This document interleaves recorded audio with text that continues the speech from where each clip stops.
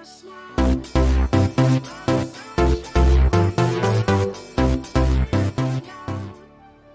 assalamualaikum. Nah, kembali lagi dalam video kali ini saya akan bahas mengenai perencanaan karir.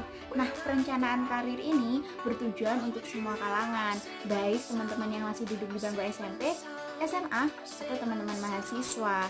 Nah, sebelum kita melangkah ke perencanaan karir, kita juga harus tahu apa sih itu karir. Nah, teman-teman udah pada tahu belum sih apa yang dinamain karir? Nah, sebelum itu kita bahas dulu ya apa yang dinamain.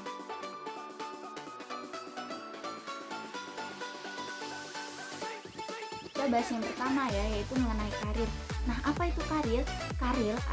Karir adalah suatu pekerjaan atau profesi yang diinginkan atau yang menjadi tujuan bagi seorang individu. Nah, jadi nih misal teman-teman, misal kalau udah lulus sekolah mau jadi apa ya? Misalkan pengen jadi dokter, polisi. Nah, kayak gitu. Berarti itu adalah suatu profesi yang kalian inginkan atau sebagai tujuan kalian. Seperti itu. Nah, selanjutnya yang kedua kita akan bahas mengenai perencanaan karir, teman-teman.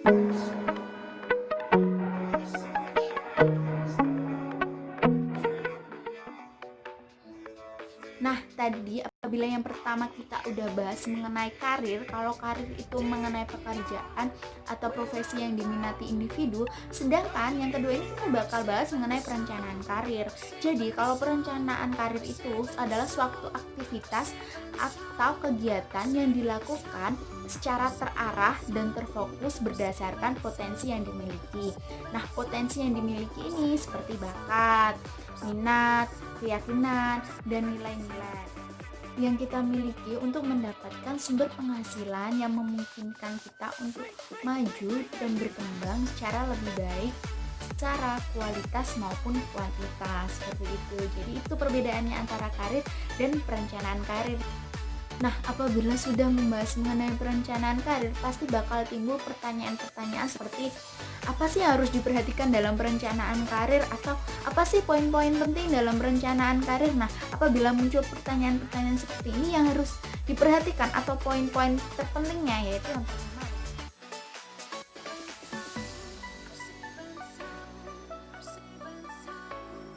yang pertama yaitu menyadarkan diri sendiri terhadap peluang, kendala, pilihan dan konsekuensi yang akan dihadapi. Itu yang pertama.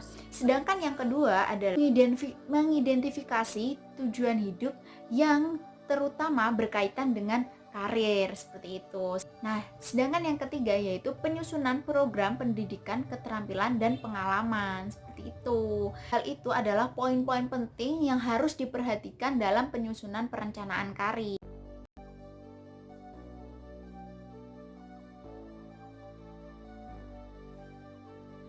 Nah, tadi yang pertama kan kita udah bahas mengenai karir, dan yang kedua kita udah bahas mengenai perencanaan karir, dan yang ketiga ini kita akan bahas mengenai langkah-langkah dalam perencanaan karir. Nah, langkah-langkah apa saja yang harus diperhatikan dalam perencanaan karir? Melihat bakat, minat, dan kemampuan diri. Jadi kita harus tahu dulu nih, bakat kita ini apa ya, kemampuan kita ini apa, minat kita apa, itu kita harus tahu. Jadi itu akan mempermudah kita untuk menentukan karir apa yang nanti akan kita pilih. Contoh nih, minat saya itu di bidang kesenian, bakat saya menari. Jadi nanti saya lulus SMA mau ambil jurusan seni tari, seperti itu. Jadi kita udah tahu nih bakat kita apa, minat kita apa. Begitu juga dengan teman-teman yang nantinya bakal melanjutkan, misalkan dari SMA bakal pengen kuliah gitu, kalian harus tahu dulu nih bakat kalian apa, minat kalian apa, jadi kemampuan diri kalian ini apa. Kalian harus tahu diri, itu nantinya akan mempermudah kalian dalam menentukan pilihan karir kalian. Ini adalah pemahaman karir. Nah, pemahaman karir itu apa? Pemahaman karir itu adalah penggalian informasi. Jadi suatu contoh nih teman-teman yang sekarang kelas 12 SMA mau lanjutin kuliah. Nah, kalian harus tahu informasinya dulu. Misal kalian mau masuk ke universitas A, B, C. Nah, kalian harus tahu nih informasi dari setiap universitas tersebut. Misal yang informasi yang harus diperhatikan atau yang harus diketahui itu apa. Misal salah satunya nih yang paling utama, proses seleksi pendaftarannya seperti apa, proses seleksi masuknya itu seperti apa, kemudian biayanya ini bagaimana setiap universitas ini gitu. Misal kalian pengen masuk jurusan kesenian, seni tari di Universitas ABC. Ini proses seleksinya pasti beda-beda nih. Proses si A nih proses seleksinya seperti apa ya, B bagaimana ya, C seperti apa ya, itu harus kalian ketahui. Kemudian biaya juga, itu juga harus kalian ketahui juga. Kalau biaya di A berapa, di B berapa, di C berapa, itu juga harus kalian ketahui juga. Jadi nanti ini akan mempermudah kalian dalam menentukan universitas mana yang sekiranya cocok sama diri kalian, kayak gitu. Kemudian selain menggali informasi mengenai biaya, kemudian proses seleksi atau masuk atau penerimaannya, kalian juga harus tahu akreditasinya seperti apa, itu juga harus dicari tahu juga. Jadi untuk mempermudah kalian dalam penentuan rencana karir kalian, gitu. Apabila tadi contoh mengenai pengen lanjut studi, kalau sekarang adalah contoh kalau pengen langsung kerja gitu, misalnya lulus SMA atau SMK pengen langsung bekerja, nih caranya gimana ya gitu, penggalian informasinya seperti apa. Misal nih kalian pengen bekerja di perusahaan A, nah kalian harus tahu cari informasi dulu nih mengenai perusahaan A.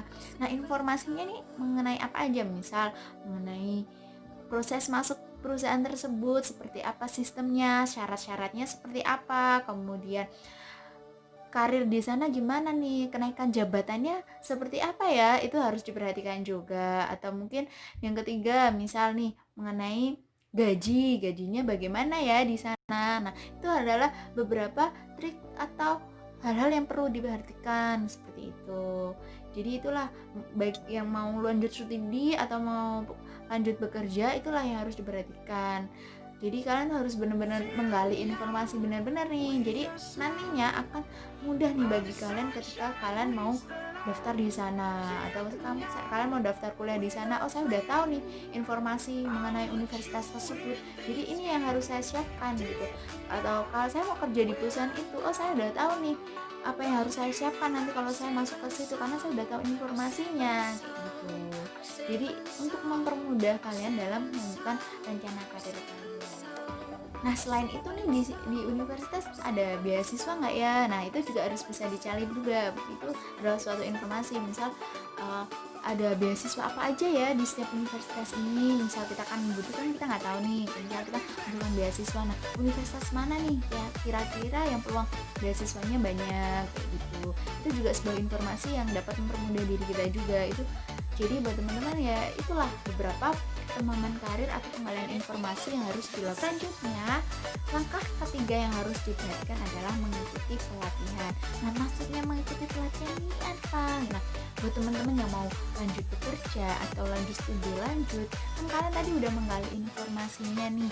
Nah, misalkan kayak teman-teman yang mau bekerja nih ya, contoh, kalau saya masuk perusahaan itu saya harus pintar bahasa Inggris, sedangkan saya nggak bisa bahasa Inggris, jadi saya harus melakukan pelatihan les bahasa Inggris agar nanti akan mempermudah saya untuk bisa masuk ke perusahaan tersebut. Atau teman-teman yang SMA nih, oh saya kalau masuk SMA itu tesnya saya harus bisa main volley nih, saya nggak bisa main volley, berarti saya harus les volley nih biar nanti saya bisa masuk SMA yang saya inginkan gitu. So teman-teman ya, oh saya pengen di universitas itu, tapi syarat masuk di universitas itu saya harus bisa bahasa Inggris, saya harus bisa menari, sedangkan saya nggak bisa.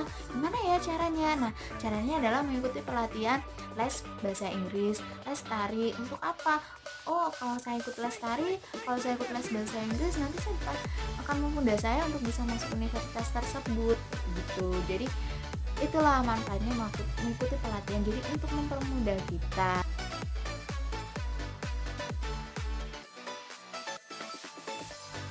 Selanjutnya, hal yang harus diperhatikan yaitu adalah komunikasi dengan keluarga. Kenapa itu harus diperhatikan? Karena ini adalah hal yang terpenting gitu dalam menentukan perencanaan karir. Karena apa? Karena biasanya ada yang nggak komunikasi nih, tiba-tiba pengen kerja ke sana, nanti studi di sana, tapi orang tua nggak setuju gitu.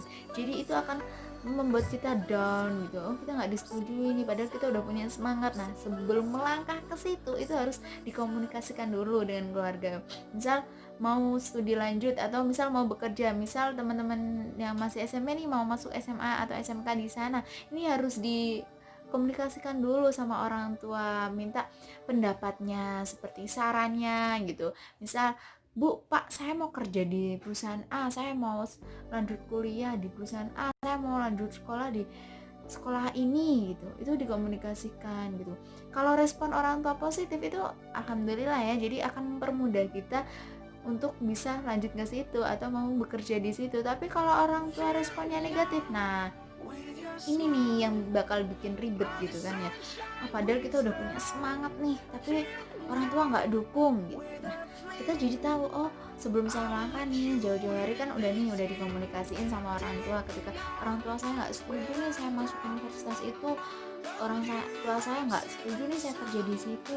Nah, kalian bisa nih berkomunikasi dengan orang tua. Misal kalian pengen banget nih di situ, kalian kasih tahu, nah kelebihannya di situ nih apa, kelebihan kalau kerja di situ nih apa, kelebihan kalau lanjut sekolah di sini apa, karena kalian tadi udah dapet informasinya nih, atau kalian mau kuliah di situ nih kelebihannya apa. Jadi bisa meyakinkan kedua orang tua kalian gitu. Jadi itu adalah hal yang terpenting juga untuk proses perencanaan karir kalian seperti itu. Jadi ada dukungan dari keluarga kayak gitu. Nah, selanjutnya yang harus diperhatikan dalam perencanaan karir itu, kalian juga harus punya planning kedua. Apa maksud dari planning kedua itu? Planning kedua itu adalah rencana selanjutnya ketika rencana yang pertama itu tidak sesuai dengan keinginan kalian. Jadi misal kayak ini, kalian pengen kerja atau kalian pengen sekolah atau lanjut kuliah gitu ya di perusahaan itu, di universitas itu gitu. Tapi ini kalau planning pertama nggak terwujud, kalian nih ada bantu loncatan atau planning kedua, jadi kalian nggak bakal down, kalian nggak bakal bingung harus bagaimana. Misal kalau kalian nggak punya planning kedua nih ya, kalian saya lulus sekolah mau daftar di universitas itulah, kita nggak tahu nih apa yang nantinya terjadi, oh ternyata nggak lolos nih, kita nggak punya rencana selanjutnya, jadi bingung harus ngapain. Tapi kalau kita punya planning kedua nih, saya mau lulus sekolah lanjut di universitas itu, tapi nanti kalau saya nggak masuk di universitas itu, saya bakal daftar di universitas swasta aja, nggak apa-apa lah, yang sebelumnya udah kalian cari informasinya nih setiap, oh kalau saya nggak masuk di universitas negeri, saya mau daftar di universitas swastanya yang seperti ini, saya udah tahu nih informasi dari universitas ini. Nah, dari awal kan kita udah cari nih informasinya gitu. Jadi atau saya lulus sekolah mau kerja di bank aja lah, tapi nanti kalau saya nggak keterima kerja di bank, saya mau bikin usaha aja lah.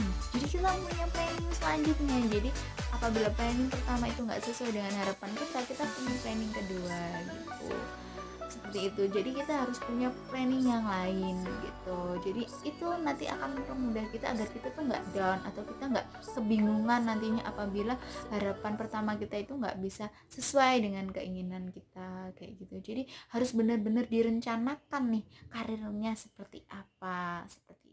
Selanjutnya yang harus diperhatikan adalah kelemahan yang ada dalam diri kita. Ini juga hal yang terpenting yang harus diperhatikan. Jadi kita tahu nih kelemahan kita nih di mana, kelemahan kita nih apa. Lah kalau kita udah tahu kelemahan kita apa, kita cari solusi untuk bagaimana kita agar nggak gitu lagi. Misalnya kelemahan saya adalah saya orang yang malas sekali, saya malas. Itu saya tipe orang yang sangat malas. Nah, kelemahannya di situ nih. Untuk bisa nggak malas lagi tuh solusinya seperti apa ya? Oh saya harus banyak kumpul sama teman-teman, oh saya harus lebih banyak bersosialisasi lagi. Nah seperti itu. Jadi kita juga harus tahu kelemahan yang ada dalam diri kita itu apa, itu juga harus diperhatikan juga kayak gitu.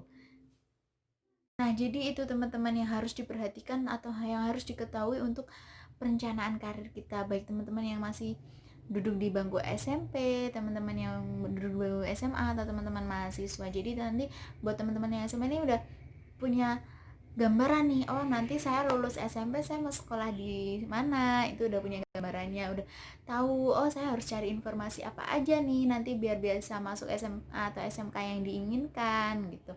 Dan teman-teman SMA juga gitu, oh bentar lagi saya kuliah nih, udah kelas 12, saya harus apa yang harus saya lakukan, itu udah punya gambarannya, universitas mana, atau udah tahu nih bakat saya ini, oh bakat saya ternyata ini ya, oh minat saya ternyata di bidang ini ya, oh nanti saya lulus sekolah mau kuliah di sini lah karena bakat saya sesuai gitu.